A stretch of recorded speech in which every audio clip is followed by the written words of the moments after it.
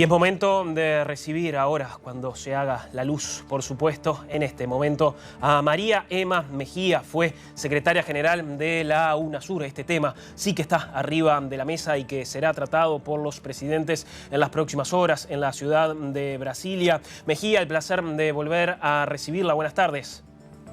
Pablo, muchas gracias a usted y bueno, con mucha esperanza de lo que pueda pasar en esta reunión en Brasilia. Estamos expectantes, por supuesto, porque esta idea de reflotar UNASUR fue incorporada oportunamente por el programa de gobierno que llevó a Lula a la presidencia. Ahora uno se pregunta, ¿hay lugar, hay consenso para retornarle legitimidad regional a la UNASUR? No sé si se seguirá llamando UNASUR, es un nombre perfecto, Unión de Naciones Suramericanas, y es un sueño de Bolívar, ¿no? Y de San Martín y de todos los grandes, siempre nos vieron como una unidad continental más que hemisférica, dijéramos, incluyendo a los países pues como Surinam y Guyana, que nos hace 12 naciones muy importantes. Cuando se rompió en el 18, se rompió por las mismas razones ideológicas que acusaban esos presidentes entonces de derecha, entre ellos el de Colombia o el de Chile o el de Perú o Paraguay, que no quisieron invocar, dijéramos, la posibilidad de seguir con la UNASUR porque era un instrumento ideológico. Pues por esas mismas razones, hoy es importante que exista, que deje ojalá de lado un poco esa ideología y que se concentre en lo que son los proyectos que unen a las Américas, que unen a América, ¿no? El medio ambiente, la salud, la seguridad y la defensa suramericana, la interconexión eléctrica, la digitalización, es todo ese gran sueño que en otros contextos pues tuvieron nuestros grandes próceres. Ahora, para esto hay que hacer un lado lo que en un momento se volvió usual dentro del marco de la UNASUR, y fue aquella supremacía ideológica que gozó y de la que hizo uso este organismo regional. ¿Cómo hacer para limitar, circunscribir muchísimo más el margen de maniobra de UNASUR si es que se elige por seguir utilizando ese nombre y esa denominación? Definitivamente las diferencias ideológicas están en nuestro continente y por supuesto lo están entre los europeos, etcétera. Sin embargo, son capaces de superar esas diferencias ideológicas, por ejemplo, en la Unión Europea, de superar esas diferencias ideológicas en aras a la integración. Así nació la Unión Europea, el carbón, las batallas, dijéramos, eran más económicas en el momento de su creación y comerciales, que políticas. No podemos excluir la política de ninguna organización, ni siquiera de la Unión Europea. Pero lo que sí se puede hacer es concentrarnos en esos temas que son apremiantes para la región. El llamado de Lula y su reincorporación inmediata, ya dio esa autorización tanto a UNASUR como a la CELAC, es definitivo. Él ejerció en su momento un enorme liderazgo junto con la presidenta Michelle Bachelet y obviamente el presidente Kirchner, a quien yo sucedí una vez falleció. Pero yo creo que hay que superar un poco esa diferencia ideológica, que fue lo que tratamos de hacer, y empezar a mirar este continente como un continente de enormes posibilidades económicas, comerciales y de conectividad. A ver, nosotros tenemos a Bolivia, Guyana, Surinam, Venezuela y ahora la reincorporación de Brasil y de Argentina. Un bloque de 6 países. Hay otros tantos que uno presume acompañarán, tal el caso de Colombia.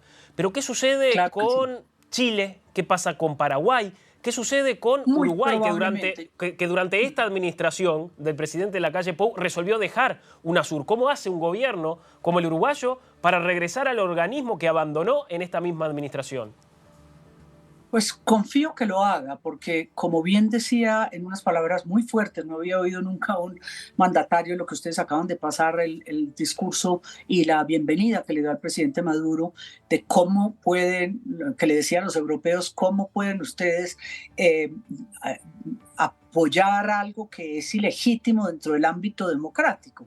Yo confío que todos los países estén representados, inclusive la representación del Perú, que no va la presidenta, pero va el jefe de los ministros, del Consejo de Ministros, Es una primera de cambio y no se nos olvide que la declaración, el consenso de Brasil, como se va a llamar, y se ha repartido ya ese borrador, se dice que se creará un equipo, cada presidente designará a una persona que es de alto nivel, que trabaje durante 120 días para que se vuelvan a reunir en lo que son las posibilidades reales. ¿Es posible la integración política? Vamos a ver qué saca ese grupo. ¿Es posible la integración económica, la Amazonía, que tanto han defendido el presidente Petro, el presidente Lula y todos los amazónicos, todos los que somos pertenecientes a esa cuenca amazónica? Entonces, démosle también ese compás de espera a que estos nos planteen una hoja de ruta en 120 días a ver qué se logra. Y que haya conversaciones privadas. Si UNASUR tuvo algo importante es la política del no micrófono. Bueno, hasta que el micrófono llegó, pero dijéramos, hubo mucha participación entre los presidentes, un diálogo franco y sincero. ¿Incomoda particularmente a algunos presidentes de la región la presencia de Nicolás Maduro? Seguramente, pero en la medida en que estos votos de confianza a lo que es el proceso de México, a lo que será el proceso de unas elecciones limpias y democráticas en Venezuela, hay que ir afianzando, y yo creo que la parte que puede contribuir mucho en los liderazgos regionales, el de Petro por un lado, el del presidente Lula, esperar que ocurra en Argentina, Pablo, de alguna forma es ir acolchonando lo que puede ser el regreso a México, donde tiene que definirse una tarea importantísima, y son las elecciones libres y democráticas, que sean creíbles por parte del gobierno actual y creíbles por una oposición tan dividida en Venezuela. Yo quizá me equivoque con la lectura que hacía sobre su país, sobre Colombia. ¿Cómo llega el presidente Petro a esta cumbre? ¿Cuál imagina sea el posicionamiento institucional de Colombia frente a estos desafíos? Va a ser muy positivo, estoy seguro. Él cree mucho en los mecanismos de integración, ha tenido relaciones bilaterales muy interesantes en el continente, en el hemisferio, desde Estados Unidos, con su pragmatismo, igual desde Estados Unidos al del presidente Petro o con el presidente López Obrador en México, para hablar de lo que es el hemisferio. Y estoy convencida que será una oportunidad nueva después de la conferencia de Bogotá para seguir hablando del procedimiento de Venezuela. Petro siempre abocó porque se continuaran los diálogos allá, o sea que yo creo que en la decisión de ir inmediatamente y la idea que se tiene del consenso de Brasilia, pues probablemente deja esos 120 días de compás de espera para definir esa hoja de ruta en la cual se deliberará. Pero el discurso, muy probablemente de todos, pues va a ser un discurso los de izquierda, ¿no? Usted fue secretaria general de UNASUR.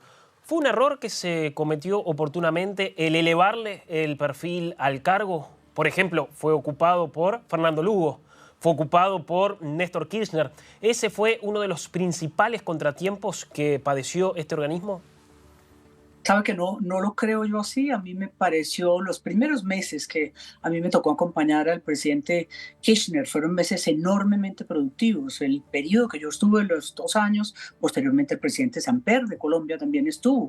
El recuento que usted hace era un mecanismo de integración, le digo, es como coger la carta de Jamaica de Simón Bolívar, era el sueño de integrarnos, de que hubiera comunicación conjunta, de que no fuéramos un reguero de naciones, sino que fuéramos el reguero de naciones, pero también un continente unificado en enormes potencialidades como tenemos, y no en nuestras desgracias.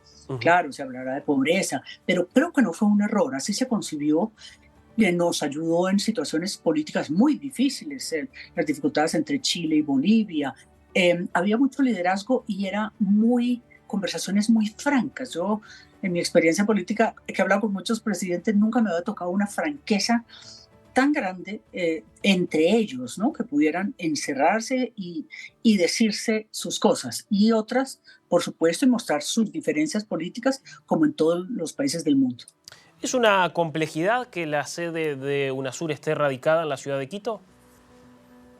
Pues ahora lo es, ¿no? Porque empieza un proceso de elecciones eh, y obviamente no sabemos qué va a ocurrir. La sede es un escenario extraordinario, por supuesto, la sede de UNASUR en la mitad del mundo, pero claro, va a ser difícil, pero es prematuro. Yo creo que hablar de sede hoy sin una Ujú. institucionalidad que es parte del problema de UNASUR, no hay un secretario general, no hay funcionarios, no hay como, dijéramos, simplemente nos reunimos y nos vamos, ¿no? Entonces, por el momento, démosle tiempo al tiempo, pero lo que es necesarísimo es que haya algún mecanismo de integración regional suramericano que funcione, porque en la OEA no nos estaba funcionando nada y por supuesto en la CELAC son otros los mecanismos. Así que yo confío que algo salga y ya veremos el dónde y el cómo y su nombre, pero que haya la voluntad política, ojalá se ratifique con el consenso de Brasilia mañana y pasado mañana.